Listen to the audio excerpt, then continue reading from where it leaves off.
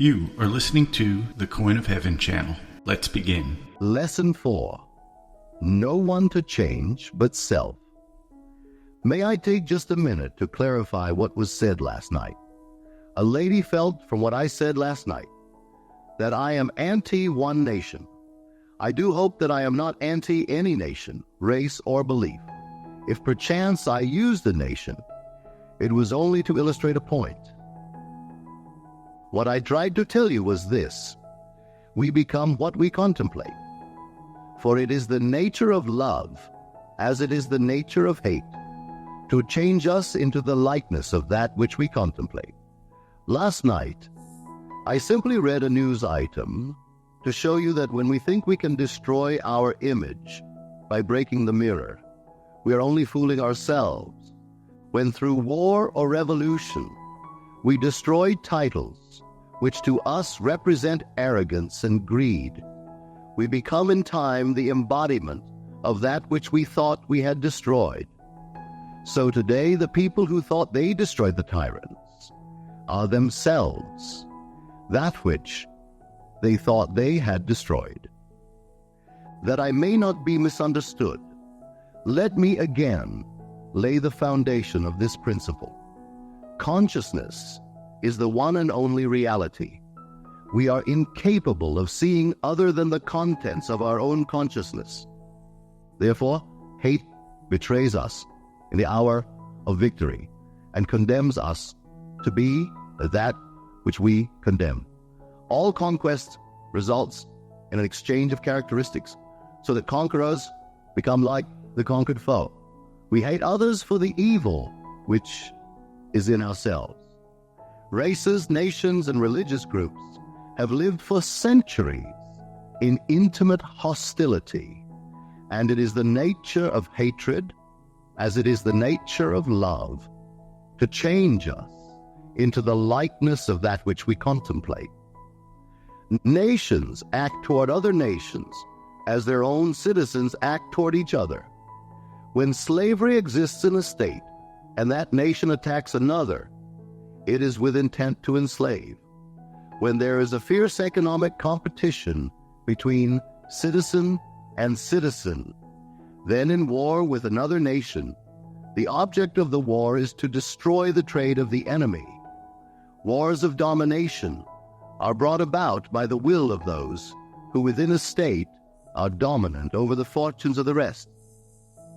We radiate the world that surrounds us by the intensity of our imagination and feeling. But in this third-dimensional world of ours, time beats slowly.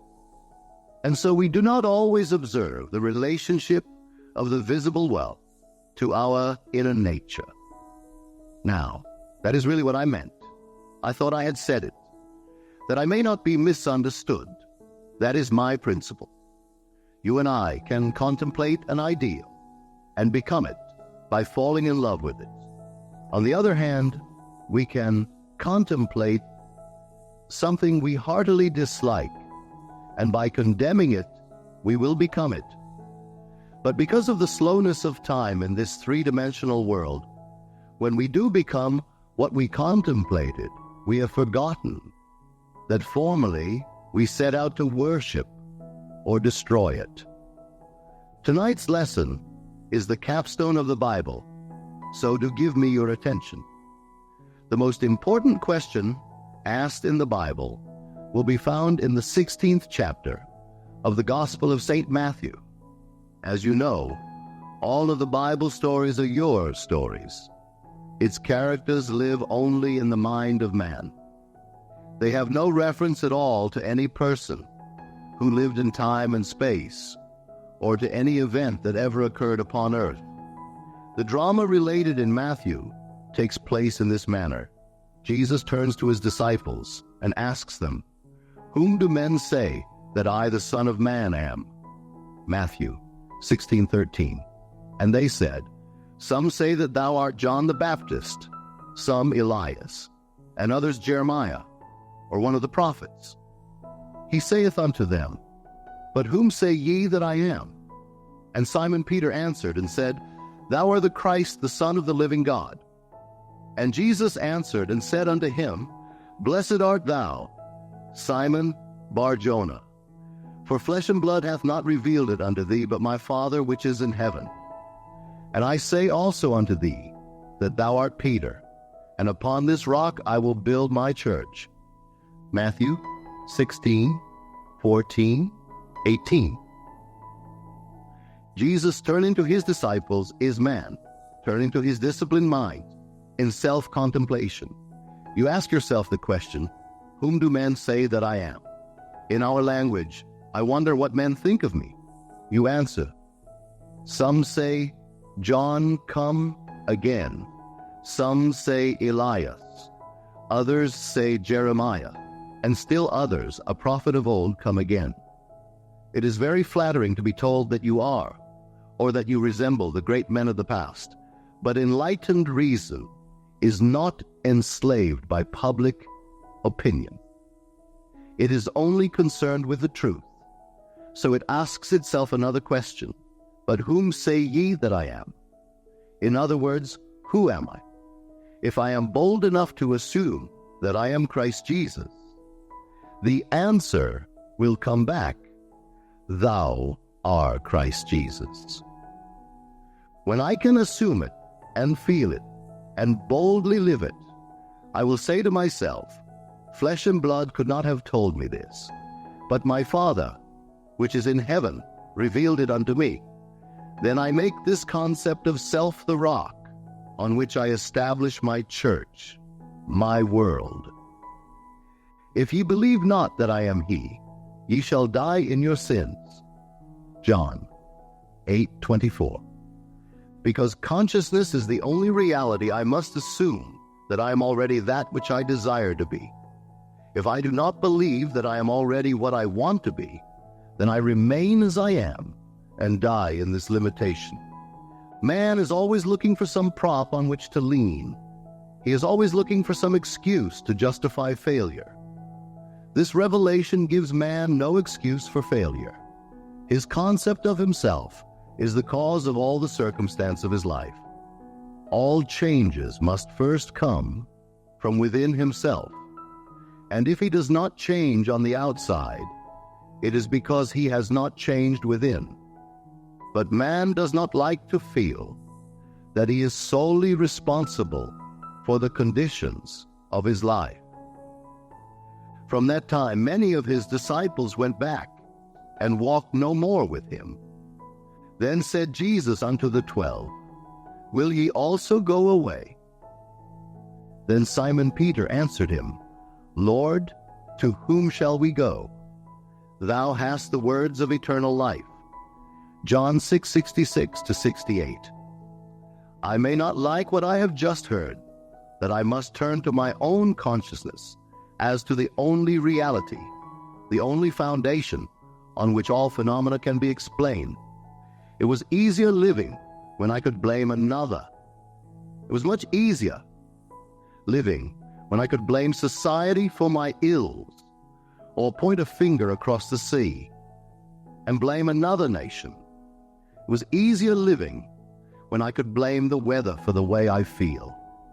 But to tell me that I am the cause of all that happens to me, that I am forever molding my world in harmony with my inner nature, that is more than man is willing to accept. If this is true, to whom would I go? If these are the words of eternal life, I must return to them, even though they seem so difficult to digest. When man fully understands this, he knows that public opinion does not matter, for men only tell him who he is. The behavior of men constantly tell me who I have conceived myself to be. If I accept this challenge and begin to live by it, I finally reach the point that is called the great prayer of the Bible. It is related in the 17th chapter of the Gospel of St. John. I have finished the work which thou gavest me to do. John 17:4. And now, O Father, glorify thou me with thine own self, with the glory which I had with thee before the world was. John 17:5.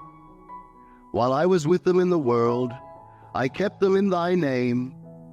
Those that thou gavest me I have kept, and none of them is lost, but the son of perdition. John 17:12. It is impossible for anything to be lost. In this divine economy, nothing can be lost. It cannot even pass away. The little flower which has bloomed once blooms forever. It is invisible to you here with your limited focus, but it blooms forever in the larger dimension of your being. And tomorrow you will encounter it. All that thou gavest me I have kept in thy name, and none have I lost save the son of perdition. The son of perdition means simply the belief in loss. Son is a concept, an idea. Perdido is loss. I have only truly lost the concept of loss. For nothing can be lost. I can descend from the sphere where the thing itself now lives, and as I descend in consciousness to a lower level within myself, it passes from my world. I say, I have lost my health. I have lost my wealth. I have lost my standing in the community. I have lost faith. I have lost 1,000 things. But the things in themselves, having once been real in my world, can never cease to be. They never become unreal with the passage of time. I, by my descent in consciousness to a lower level, cause these things to disappear from my sight, and I say, they have gone. They are finished as far as my world goes. All I need do is to ascend to the level where they are eternal, and they once more objectify themselves and appear as realities within my world. The crux of the whole 17th chapter of the Gospel of St. John is found in the 19th verse. And for their sake I sanctify myself, that they also might be sanctified through the truth. Heretofore I thought I could change others through effort. Now I know I cannot change another unless I first change myself. To change another within my world, I must first change my concept of that other. And to do it best, I change my concept of self. For it was the concept I held of self that made me see others as I did. Had I a noble, dignified concept of myself, I never could have seen the unlovely in others. Instead of trying to change others through argument and force, let me but ascend in consciousness to a higher level, and I will automatically change others by changing self. There is no one to change but self. That self is simply your awareness. Your consciousness and the world in which it lives is determined by the concept you hold of self. It is to consciousness that we must turn as to the only reality, for there is no clear conception of the origin of phenomena, except that consciousness is all and all is consciousness. You need no helper to bring you what you see. Do not for 1 second believe that I am advocating escape from reality when I ask you to simply assume you are now the man or the lady that you want to be. If you and I could feel what it would be like were we now that which we want to be, and live in this mental atmosphere as though it were real, then, in a way we do not know, our assumption would harden into fact. This is all we need do in order to ascend to the level where our assumption is already an objective, concrete reality. I need change, no man. I sanctify myself, and in so doing, I sanctify others. To the pure, all things are pure. There is nothing unclean of itself, but to him that esteemeth anything to be unclean, to him it is unclean. Romans 14:14. There is nothing in itself unclean, but you, by your concept of self, see things, either clean or unclean. I and my Father are one. John 10:30. If I do not the works of my Father, believe me not. But if I do, though ye believe not me, believe the works, that ye may know and believe that the Father is in me and I in him. John 10:37-38. He made himself one with God, and thought it not strange or robbery to do the works of God. You always bear fruit in harmony with what you are. It is the most natural thing in the world for a pear tree to bear pears, an apple tree to bear apples, and for man to mold the circumstances of his life in harmony with his inner nature. I am the vine, ye are the branches. John 15:5. A branch has no life, save it be rooted in the vine. All I need do to change the fruit is to change the vine. You have no life in my world, save that I am conscious of you. You are rooted in me, and, like fruit, you bear witness of the vine that I am. There is no reality in the world other than your consciousness. Although you may now seem to be what you do not want to be, all you need do to change it, and to prove the change by circumstances in your world, is to quietly assume that you are that which you now want to be, and in a way you do not know you will become it. There is no other way to change this world. I am the way.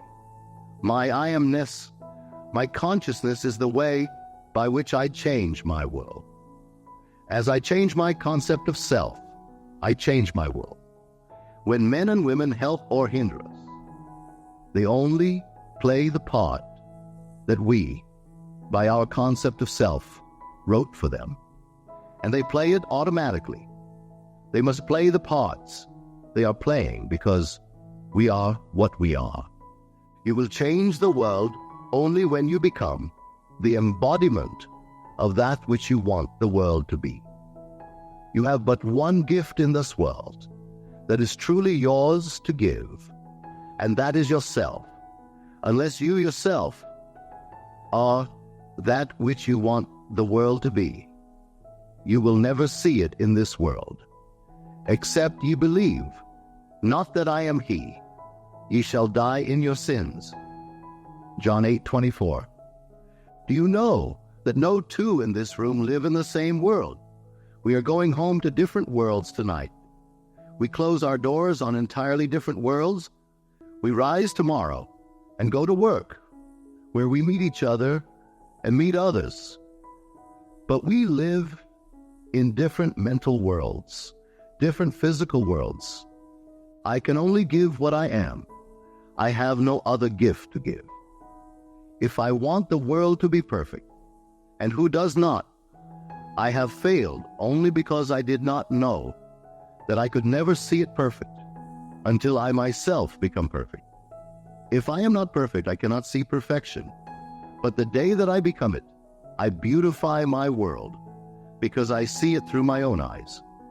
Unto the pure all things are pure. Titus 1:15. No two here can tell me that you have heard the same message any one night. The one thing that you must do is hear what I say. Through that which you are, it must be filtered through your prejudices, your superstitions, and your concept of self.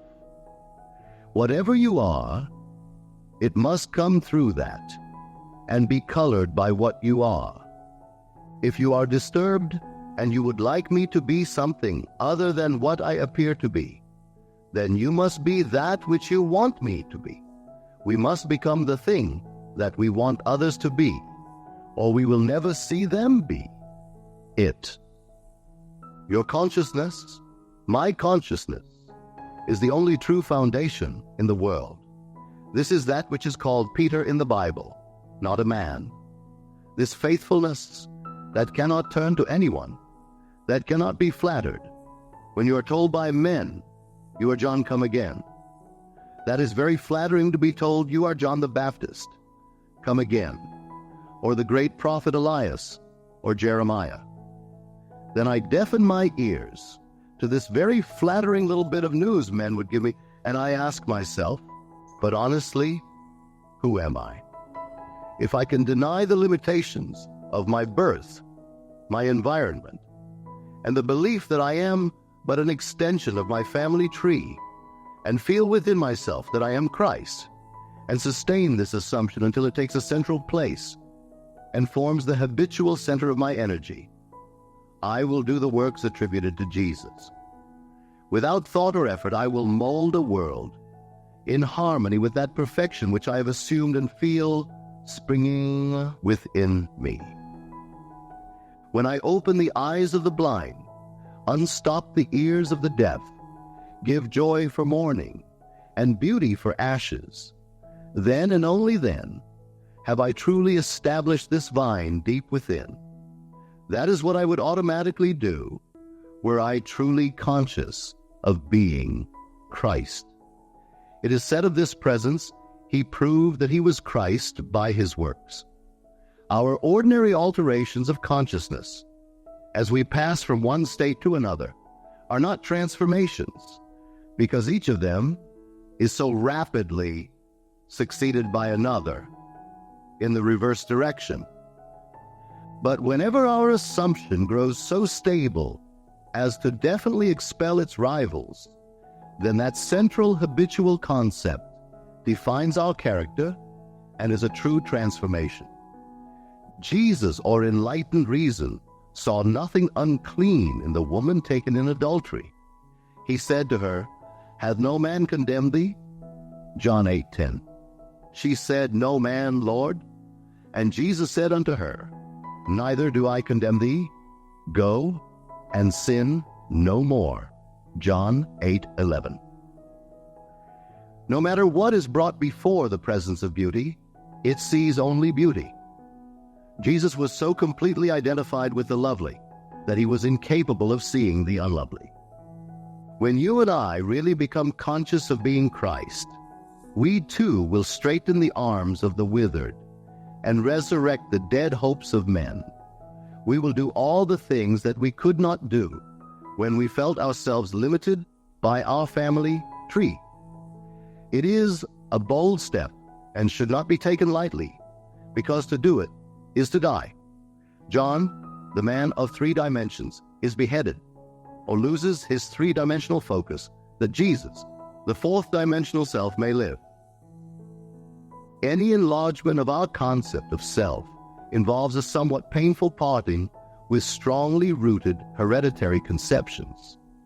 The ligaments are strong that hold us in the womb of conventional limitations. All that you formerly believed, you no longer believe. You know now that there is no power outside of your own consciousness.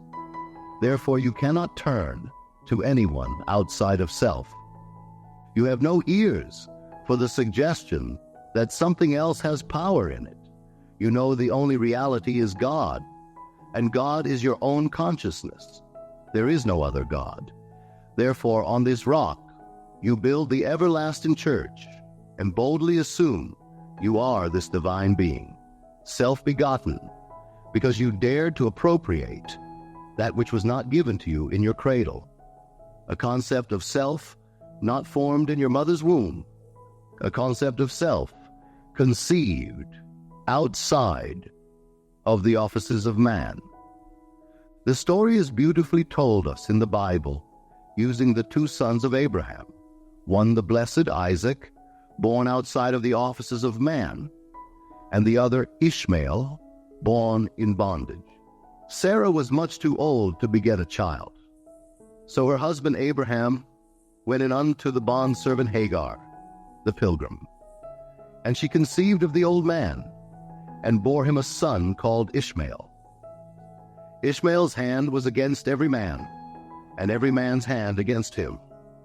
Every child born of woman is born into bondage, born into all that his environment represents, regardless of whether it be the throne of England, the White House, or any great place in the world. Every child born of woman is personified as this Ishmael, the child of Hagar, But asleep in every child is the blessed Isaac, who is born outside of the offices of man, and is born through faith alone. This second child has no earthly father. He is self-begotten. What is the second birth? I find myself man. I cannot go back into my mother's womb, and yet I must be born a second time. Except a man be born again, he cannot enter the kingdom of God. John 3:3. I quietly appropriate that which no man can give me, no woman can give me. I dare to assume that I am God. This must be of faith. This must be of promise. Then I become the blessed. I become Isaac. As I begin to do the things that only this presence could do, I know that I am born out of the limitations of Ishmael, and I have become heir to the kingdom. Ishmael could not inherit anything, although his father was Abraham, or God. Ishmael did not have both parents of the godly. His mother was Hagar, the bondwoman, and so he could not partake of his father's estate. You are Abraham and Sarah, and contained within your own consciousness, there is one waiting for recognition. In the Old Testament, it is called Isaac, and in the New Testament, it is called Jesus, and it is born without the aid of man. No man can tell you that you are Christ Jesus. No man can tell you and convince you that you are God. You must toy with the idea and wonder what it would be like to be God. No clear conception of the origin of phenomena is possible, except that consciousness is all, and all is consciousness. Nothing can be evolved from man that was not potentially involved in his nature.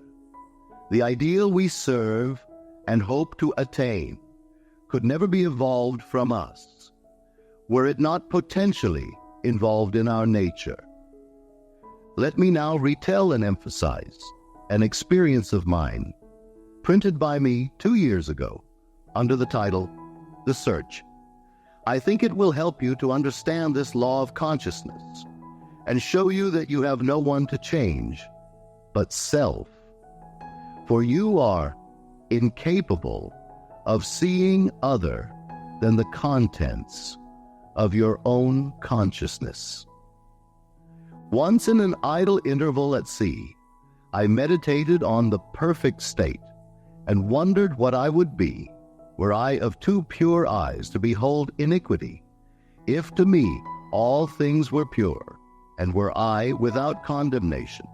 As I became lost in this fiery brooding, I found myself lifted above the dark environment of the senses. So intense was feeling, I felt myself a being of fire dwelling in a body of air. Voices as from a heavenly chorus, with the exaltation of those who had been conquerors in a conflict with death, were singing, "He is risen, He is risen." And intuitively, I knew they meant me. Then I seemed to be walking in the night. I soon came upon a scene that might have been the ancient pool of Bethesda, for in this place lay a great multitude of impotent folk, blind, halt, withered, waiting not for the moving of the water as of tradition, but waiting for me. As I came near, without thought or effort on my part, they were one after the other, molded as by the magician of the beautiful. Eyes, hands, feet, all missing members, were drawn from some invisible reservoir and molded in harmony with that perfection which I felt springing within me. When all were made perfect, the chorus exulted, "It is finished." I know this vision was the result of my intense meditation upon the idea of perfection, for my meditations invariably bring about union with the state contemplated.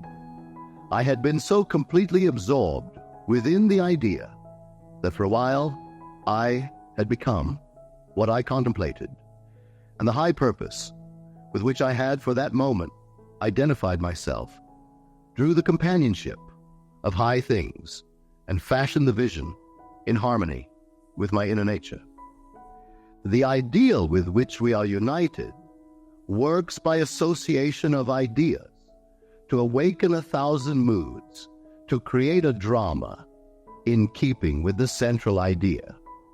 My mystical experiences have convinced me that there is no way to bring about the perfection we seek other than by the transformation of ourselves. As soon as we succeed in transforming ourselves, the world will melt magically before our eyes and reshape itself in harmony with that which our transformation affirms. We fashion the world that surrounds us by the intensity of our imagination and feeling, and we illuminate or darken our lives by the concepts we hold of ourselves. Nothing is more important to us than our conception of ourselves, and especially is true of our concept of the deep, dimensionally greater one within us. Those that help or hinder us, whether they know it or not, are the servants of that law which shapes outward circumstances in harmony with our inner nature. It is our conception of ourselves which frees or constrains us, though it may use material agencies to achieve its purpose. Because life molds the outer world to reflect the inner arrangement of our minds, there is no way of bringing about the outer perfection we seek other than by the transformation of ourselves. No help cometh from without. The hills to which we lift our eyes are those of an inner range. It is thus to our own consciousness that we must turn as to the only reality, the only foundation on which all phenomena can be explained. We can rely absolutely on the justice of this law to give us only that which is of the nature of ourselves. To attempt to change the world before we change our concept of ourselves is to struggle against the nature of things. There can be no outer change until there is first an inner change. As within, so without. I am not advocating philosophical indifference when I suggest that we should imagine ourselves as already that which we want to be, living in a mental atmosphere of greatness, rather than using physical means and arguments to bring about the desired changes. Everything we do, unaccompanied by a change of consciousness, is but futile readjustment of surfaces. However we toil or struggle, we can receive no more than our concepts of self affirm. To protest against anything which happens to us is to protest against the law of our being and our rulership over our own destiny.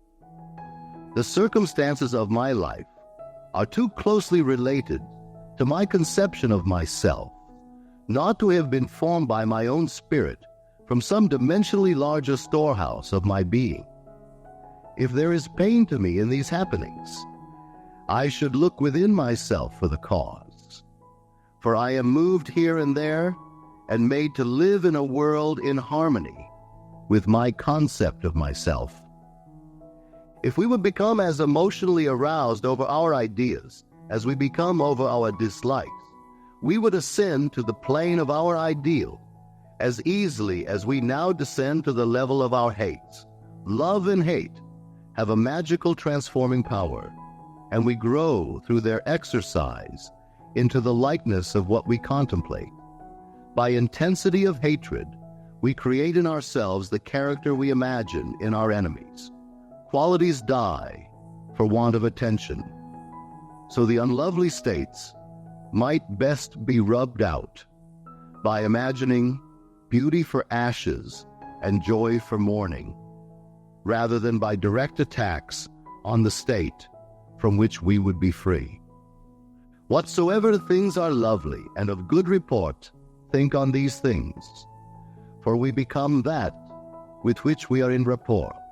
There is nothing to change but our concept of self. As soon as we succeed in transforming self, our world will dissolve and reshape itself in harmony with that which our change affirms. I, by descent in consciousness, have brought about the imperfection that I see. In the divine economy, nothing is lost. We cannot lose anything save by descent in consciousness from the sphere where the thing has its natural life. And now, O Father, glorify thou me with thine own self, with the glory which I had with thee before the world was. John 17:5. As I ascend in consciousness, the power and the glory that was mine return to me, and I too will say, I have finished the work thou gavest me to do. The work is to return from my descent in consciousness, from the level wherein I believed that I was a son of man, to the sphere where I know that I am one with my Father, and my Father is God. I know beyond all doubt that there is nothing for man to do but to change his own concept of himself, to assume greatness and sustain this assumption. If we walk as though we were already the ideal we serve, we will rise to the level of our assumption and find a world in harmony with our assumption. We will not have to lift a finger to make it so, for it is already so. It was always so. You and I have descended in consciousness to the level where we now find ourselves, and we see imperfection because we have descended. When we begin to ascend, while here in this three-dimensional world, we find that we move in an entirely different environment. We have entirely different circles of friends and an entirely different world while still living here. We know the great mystery of the statement, I am in the world, but not of it. Instead of changing things, I would suggest to all to identify themselves with the ideal they contemplate. What would the feeling be like were you of too pure eyes to behold iniquity, if to you all things were pure and you were without condemnation? Contemplate the ideal state and identify yourself with it, and you will ascend to the sphere where you, as Christ, have your natural life. You're still in that state where you were before the world was. The only thing that has fallen is your concept of self. You see the broken parts, which really are not broken. You are seeing them through distorted eyes, as though you were in one of those peculiar amusement galleries, where a man walks before a mirror, and he is elongated, yet he is the same man. Or he looks into another mirror, and he is all big and fat. These things are seen today because man is what he is. Toy with the idea of perfection. Ask no man to help you, but let the prayer of the 17th chapter of the Gospel of St. John be your prayer. Appropriate the state that was yours before the world was. Know the truth of the statement, none have I lost save the son of perdition. Nothing is lost in all my holy mountain. The only thing that you lose is the belief in losts or the son of perdition. And for their sake I sanctify myself, that they also might be sanctified through the truth. John 17:19. There is no one to change but self. All you need do to make men and women holy in this world is to make yourself holy. You are incapable of seeing anything that is unlovely when you establish within your own mind's eye the fact that you are lovely. It is far better to know this than to know anything else in the world. It takes courage, boundless courage, because many this night, after having heard this truth, will still be inclined to blame others for their predicament. Man finds it so difficult to turn to himself, to his own consciousness, as to the only reality. Listen to these words, no man can come to me, except the Father which hath sent me draw him. John 6:44. I and my Father are one. John 10:30. A man can receive nothing except it be given him from heaven. John 3:27. Therefore doth my Father love me, because I lay down my life, that I might take it again. No man taketh it from me, but I lay it down of myself. John 10:17-18. You did not choose me, I have chosen you. My concept of myself molds a world in harmony with itself and draws men to tell me constantly by their behavior who I am. The most important thing in this world to you is your concept of self. When you dislike your environment, the circumstances of life, and the behavior of men, ask yourself, who am I? It is your answer to this question that is the cause of your dislikes. If you do not condemn self, there will be no man in your world to condemn you. If you are living in the consciousness of your ideal, you will see nothing to condemn. To the pure, all things are pure.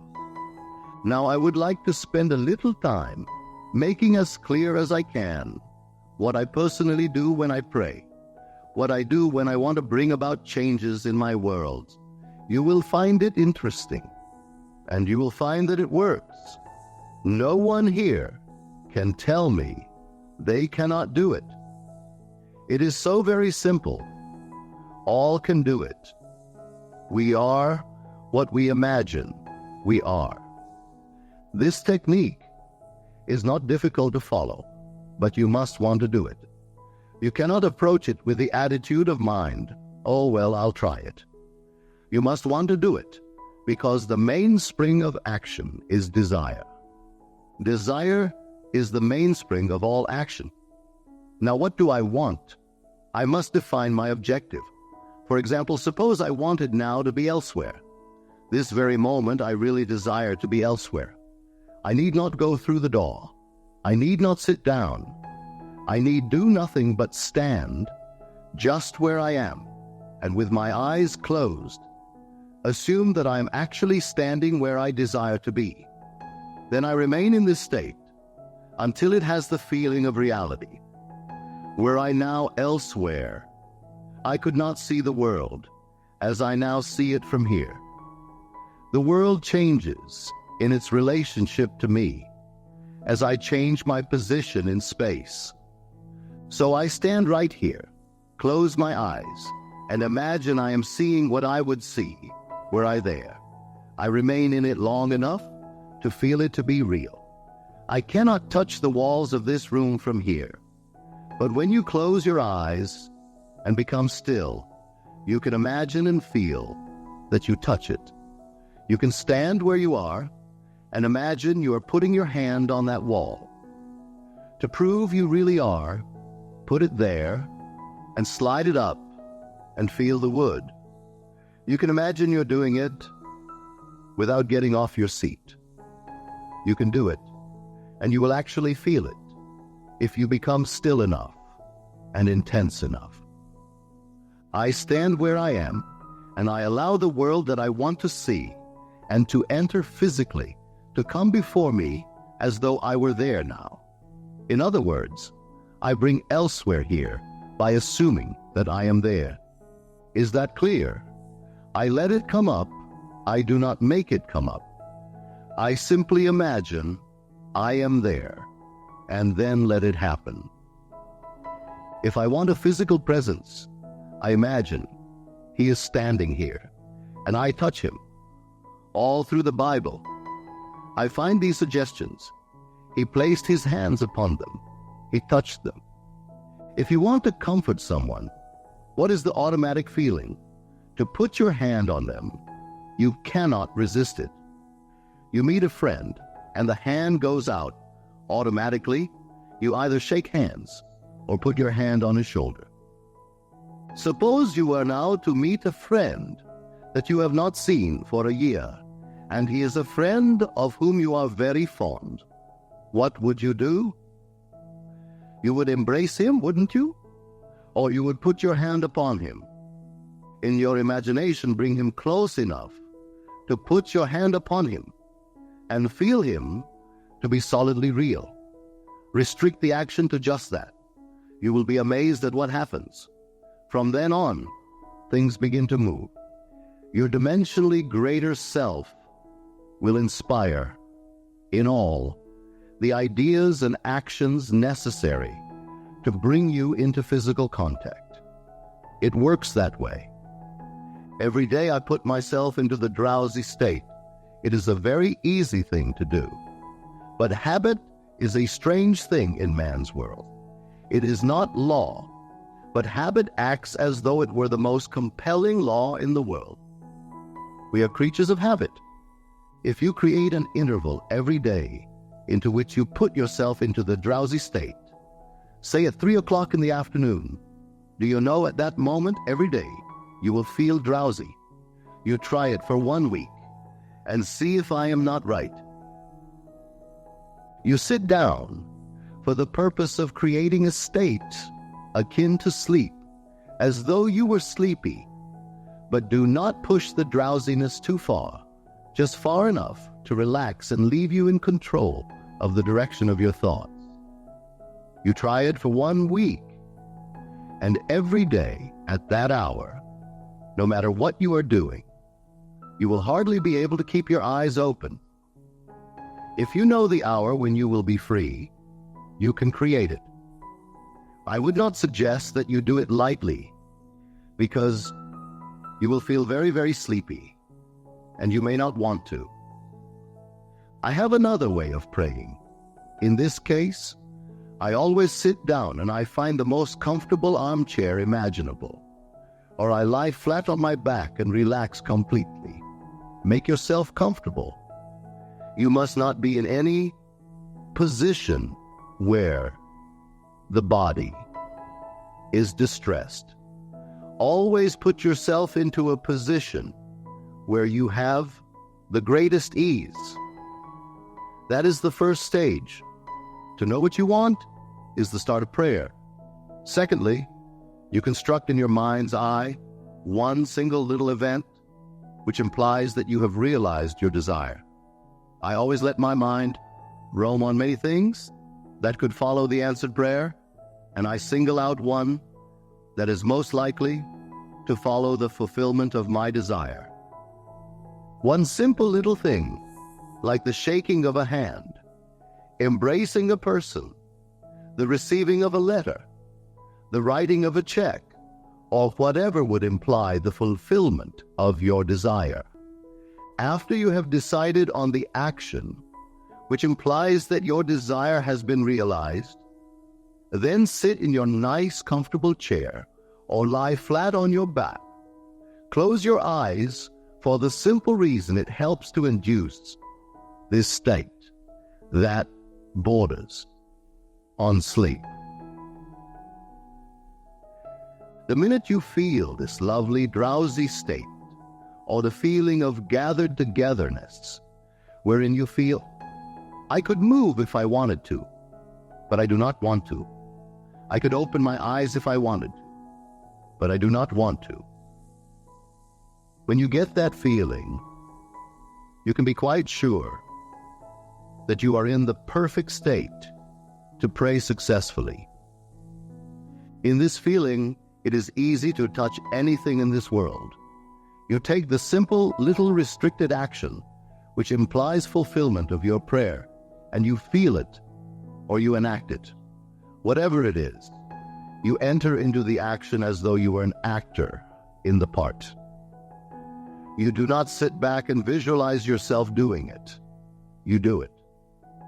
With the body immobilized, you imagine that the greater you, inside the physical body, is coming out of it, and that you are actually performing the proposed action.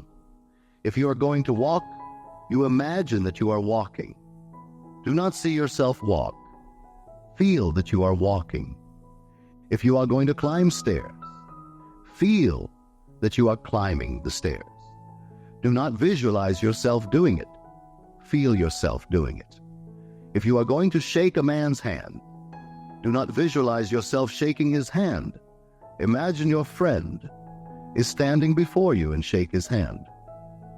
But leave your physical hands immobilized and imagine that your greater hand, which is your imaginary hand, is actually shaking his hand. All you need do is to imagine that you are doing it.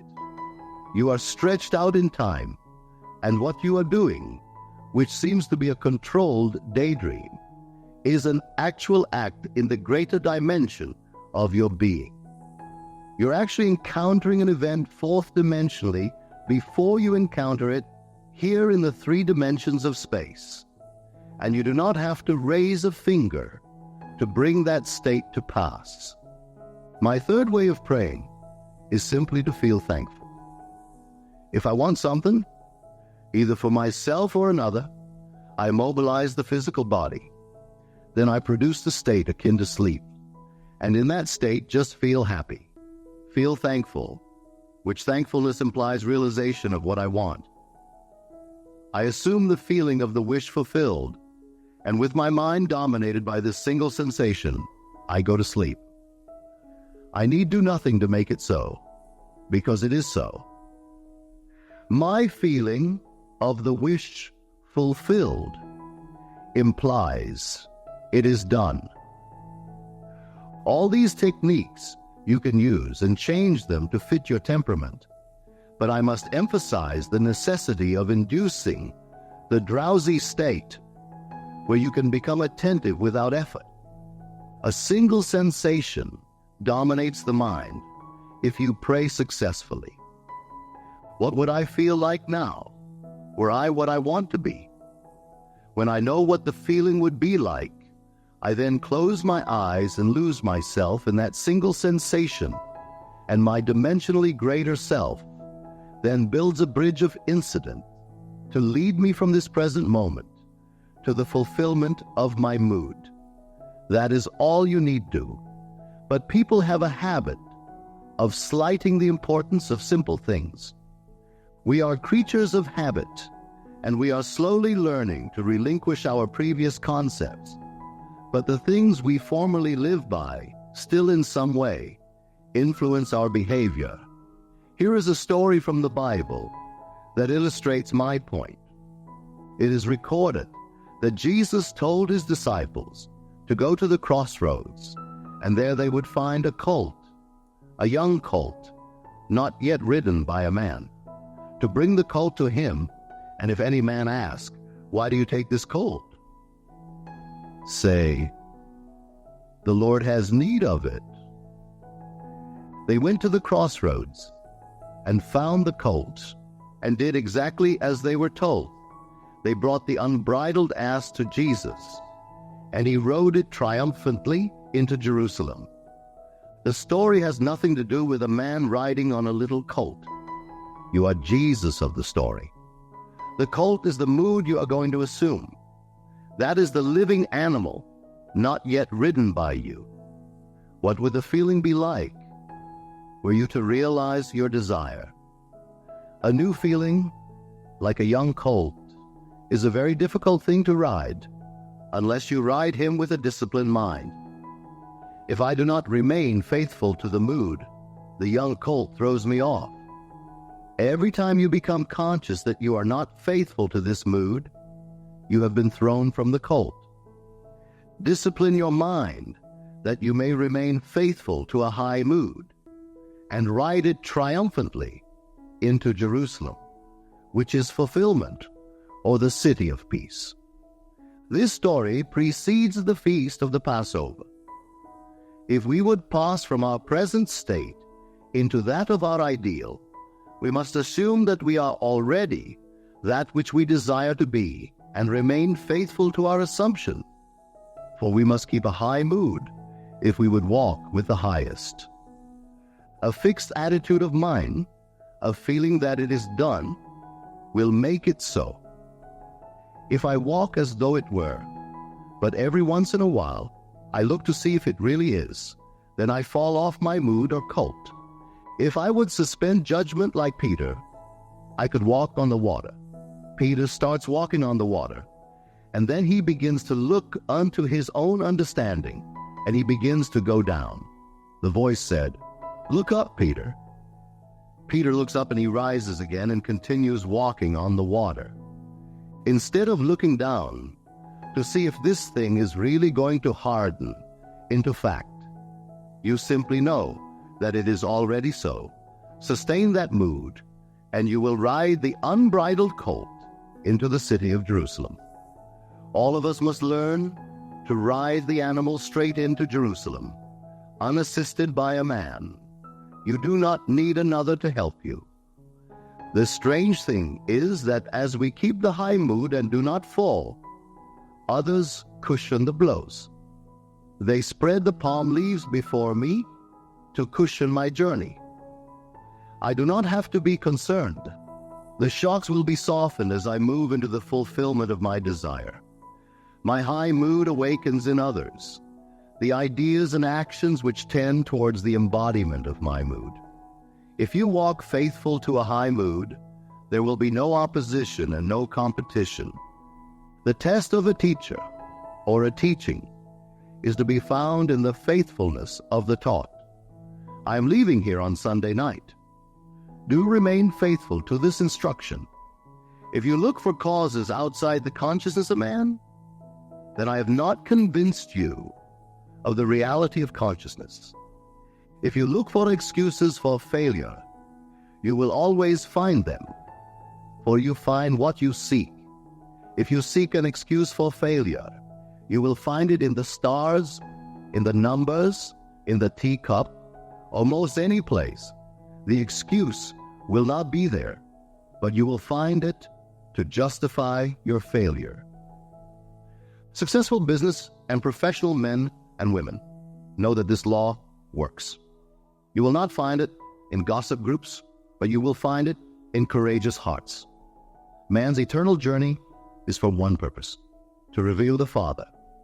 He comes to make visible his Father, and his Father is made visible in all the lovely things of this world. All the things that are lovely, that are of good report, ride these things and have no time for the unlovely in this world, regardless of what it is. Remain faithful to the knowledge that your consciousness, your I amness, your awareness of being aware of the only reality, it is the rock on which all phenomena can be explained. There is no explanation outside of that. I know of no clear conception of the origin of phenomena, save that consciousness is all, and all is consciousness. That which you seek is already housed within you. Were it not now within you, eternity could not evolve it. No time stretch would be long enough to evolve what is not potentially involved in you. You simply let it into being by assuming that it is already visible in your world and remaining faithful to your assumption. It will harden into fact. Your Father has unnumbered ways of revealing your assumption. Fix this in your mind and always remember, an assumption, though false, if sustained, will harden into fact. You and your Father are one, and your Father is everything that was, is, and will be. Therefore, that which you seek you already are. It can never be so far off as even to be near, for nearness implies separation.